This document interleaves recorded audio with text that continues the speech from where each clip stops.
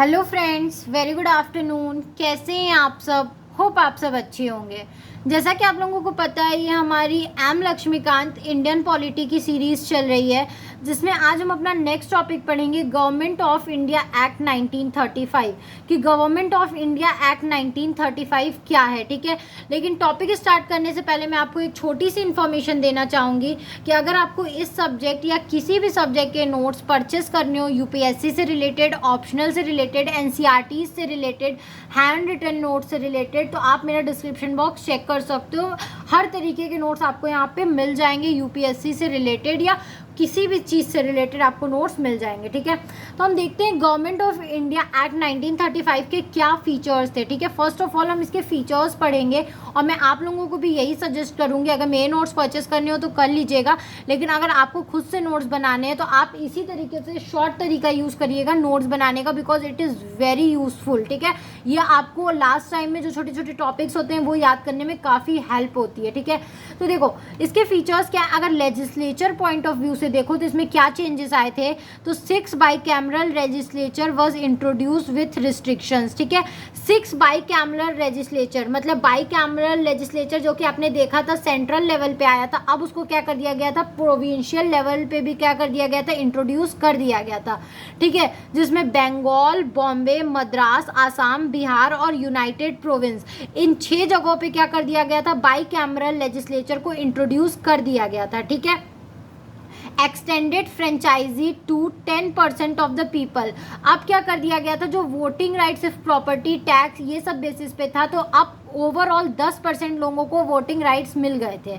Extended the separable electorates to SC, labours, women, अब यहाँ पे क्या कर दिया गया था और एक्सपेंड कर दिया गया था, जो सेपरेट इलेक्टोरेट था उसको एक्सटेंड कर दिया गया था। एक तरफ गांधी जी इस बात पे फास्ट पे चले गए थे, पूना पे साइन कराया गया था, दूसरी तरफ आप देख सकते हो इस जो सेपरेट इलेक्टोरेट है उसको बढ़ाया ही जा रहा है। एससी के लिए बढ़ा दिया गया, लेबर्स के लिए बढ़ा दिया गया, वुमेन्स के लिए बढ़ा दिया गया। ठीक है, अब यहाँ पे क्या किया गया, कुछ एक्ट्स बनाए गए थे, इसमें 10 शेड्यूल्स थे और 321 सेक्शंस थे। ठीक है, कुछ एक्ट्स बनाए गए, उसमें 10 शेड्यूल्स और 321 सेक्शंस थे। ठीक है, provisions for establishment of RBI, और 1935 में ही आरबीआई का क्या हुआ, गठन हुआ, इस्टेब्लिशमेंट हुआ, आप सबको पता है।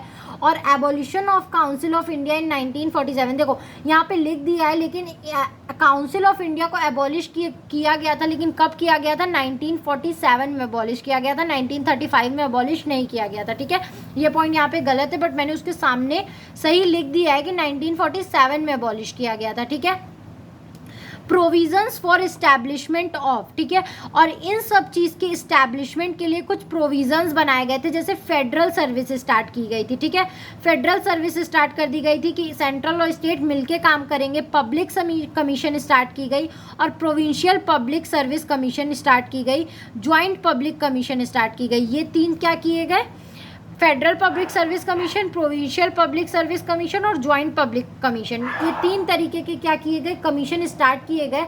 जबकि हमने इसके पहले वाले में 1919 में सिर्फ यूपीएससी, हमने पीएससी देखा था, अब क्या कर दिया गया, ये 3 भी स्टार्ट कर दिए गए थे।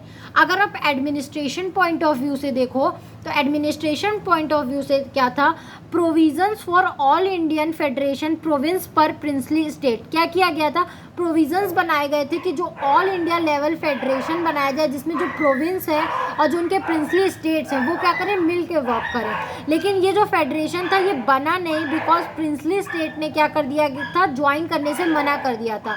Federation was not formed because princely state didn't join. ठीक है, क्योंकि जो उनके प्रिंसली स्टेट थे उन्होंने ज्वाइन करने से मना कर दिया गया था, उनको थोड़ा सा डर था कि जो उनका राजा जैसा पदवी है, प्रिंस जैसा पदवी है, वो क्या हो जाएगा, चला जाएगा।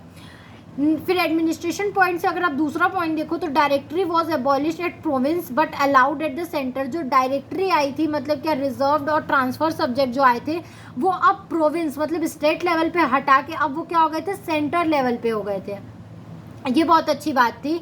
Divided the powers into 3 list, अब जो पावर्स थी उनको 3 लिस्ट में बांट दिया गया, ट्रांसफर और स्टेट सब्जेक्ट नहीं रह गया, रिजर्व सब्जेक्ट नहीं गया, अब फेडरल लिस्ट, प्रोविंशियल लिस्ट और कंकरेंट लिस्ट। ठीक है, फेडरल पे यूनियन बनाएगी, प्रोविंशियल में स्टेट बनाएगा, कंकरेंट में दोनों बनाएंगे। फेडरल में टोटल 59 आइटम्स थे, प्रोविंशियल लिस्ट में 54 आइटम्स थे, कंकरेंट लिस्ट में 36 आइटम्स थे, ठीक है। Introduced responsible government in provinces, ठीक है। प्रोविंसेस में क्या किया गया, रिस्पॉन्सिबल गवर्नमेंट को इंट्रोड्यूस किया गया, जैसे governors according advice, governor should act according to the advice of ministers, ठीक है। जो गवर्नर्स थे वो अब किसके अकॉर्डिंग वर्क करेंगे, मतलब कि वो लोग अब मिनिस्टर्स के एडवाइस पे क्या कर सकते हैं, वर्क कर सकते हैं, ठीक है। Come to effect in 1937 but discontinued in 1939। ये इफेक्ट में तो 1937 में आ गई थी, लेकिन इसको फिर डिसकंटिन्यू कर दिया गया था 1939 में, ठीक है। अब कुछ इंपॉर्टेंट फैक्ट्स है उसको देख लेते हैं। वो इंपॉर्टेंट फैक्ट्स क्या हैं, Establishment of RBI was recommended by Hilton Young Commission in the year of 1926। जो RBI का गठन हुआ था तो उसके लिए रिकमेंडेशन किसने दिया था, तो हिल्टन यंग कमीशन थे, उसने रिकमेंड किया था 1926 में फॉर द RBI एस्टैब्लिशमेंट, ठीक है। The RBI in the year of 1935 was setup. 1935 में RBI जब सेटअप हुई तो वो कहाँ सेटअप हुई थी, तो वो कैलकाटा, जिसको कोलकाता भी बोलते हैं, वहाँ सेटअप हुई थी, ठीक है। In the year 1937 RBI was shifted to Bombay Mumbai, ठीक है।